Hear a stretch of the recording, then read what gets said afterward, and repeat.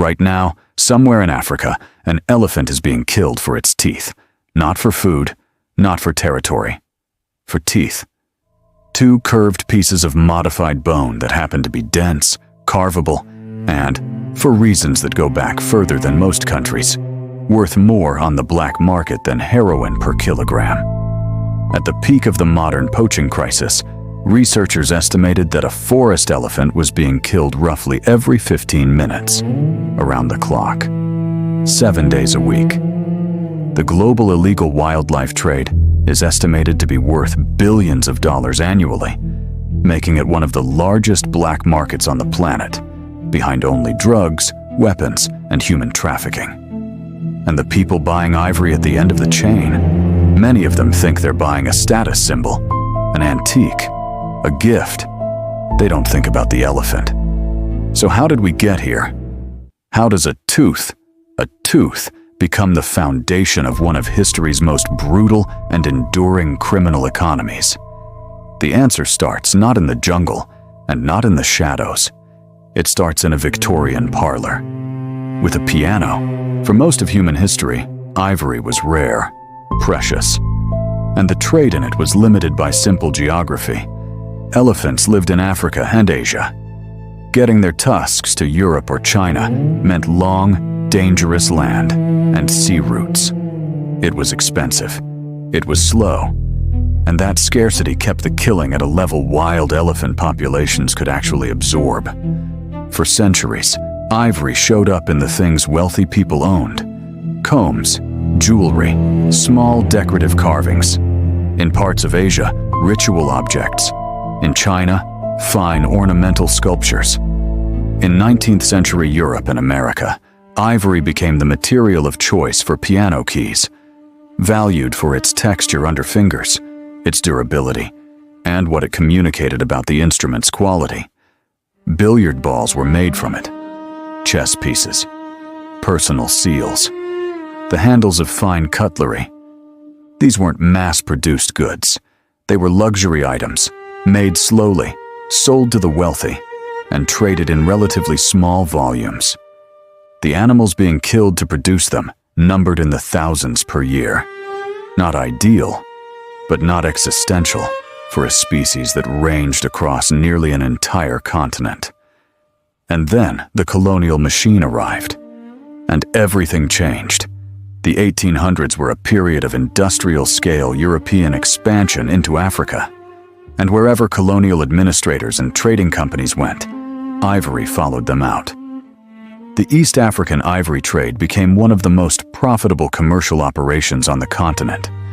Arab and Swahili traders had run ivory and slave routes for centuries before European arrival. But European demand, European capital, and European firepower transformed the trade from regional to industrial.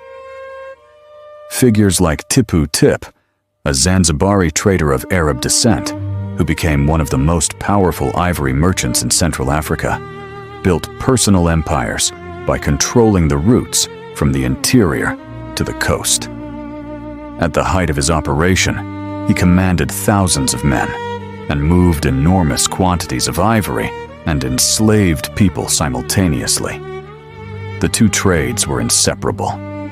From the coast, ivory moved to ports, from ports to Europe, to America, to piano manufacturers in London and New York, to billiard table makers, to the fashionable homes of people who never asked where the material came from. The demand was real, the money was real, and the elephant population began a long, slow decline that would not stop for over a century. By the late 1800s, elephant populations in West and North Africa had been effectively commercially hunted out. The trade pushed deeper into Central and East Africa, following the last large herds.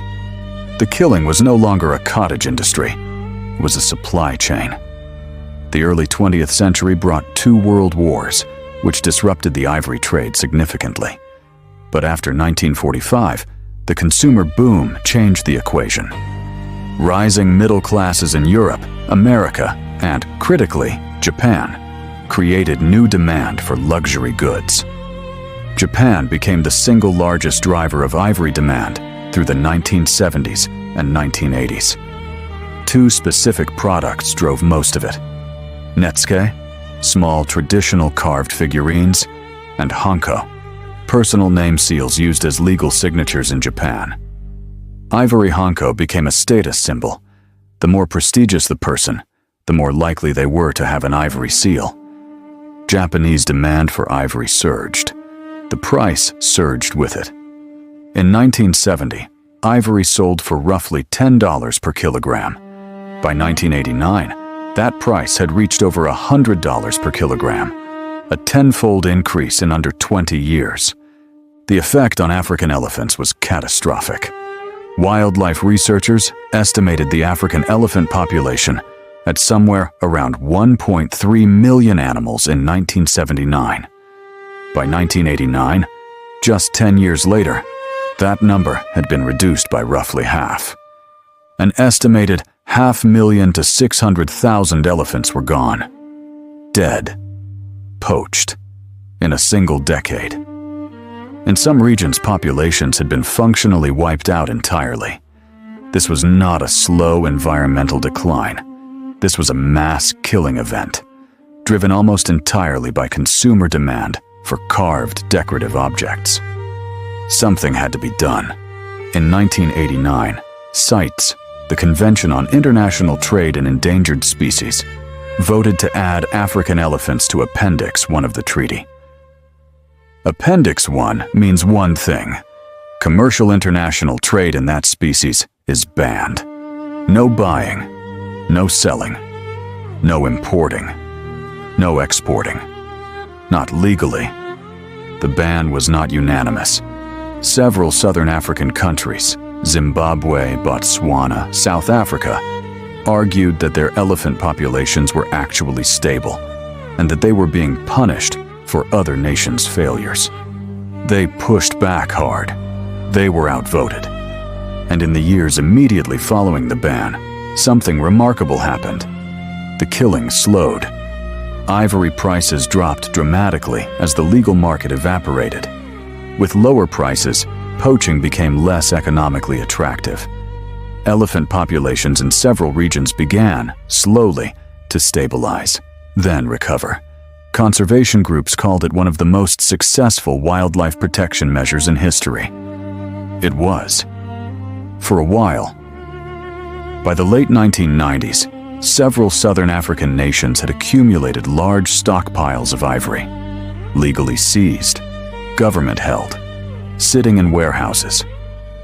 In 1999, CITES approved what it called a one-time experimental sale.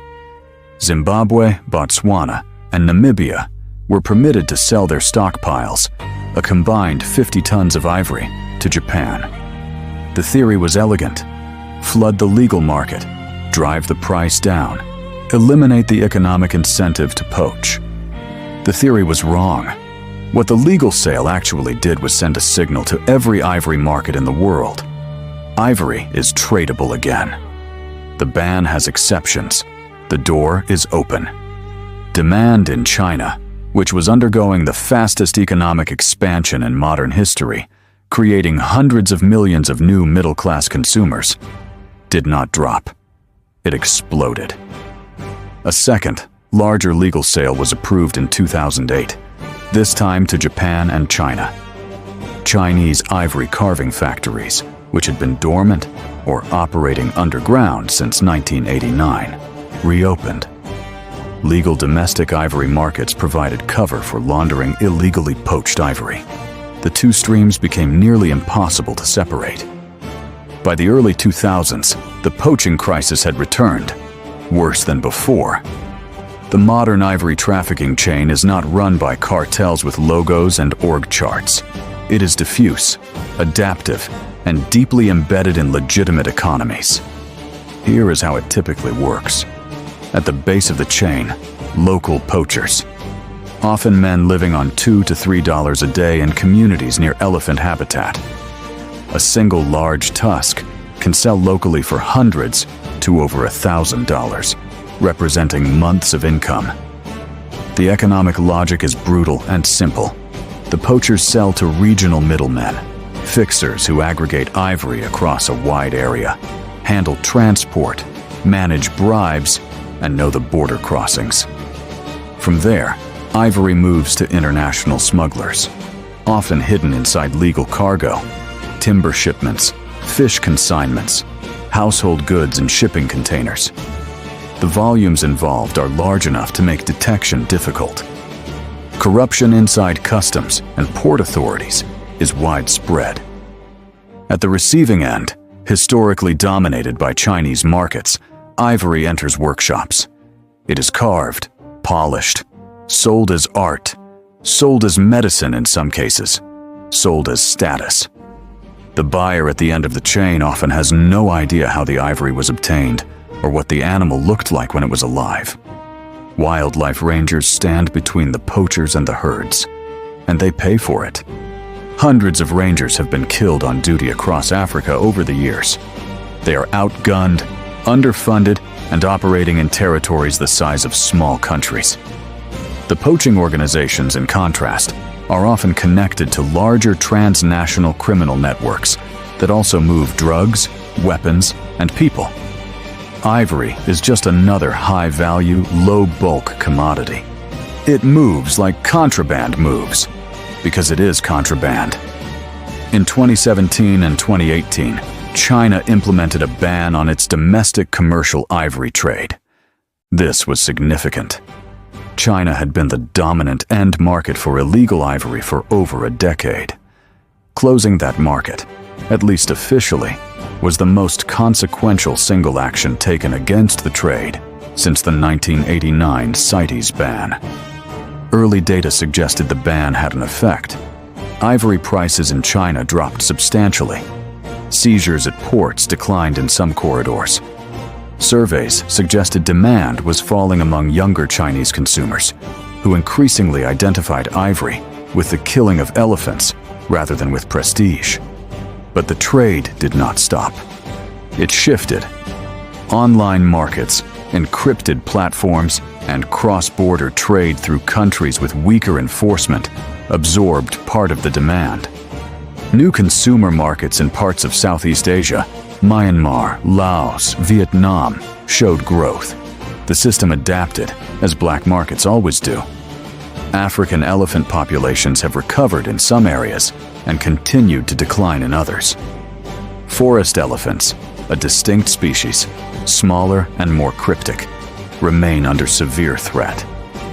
What was once a Victorian luxury material is now, still, after all of it, the bans, the campaigns, the international summits, the ranger deaths, still being extracted from living animals and moved across the world.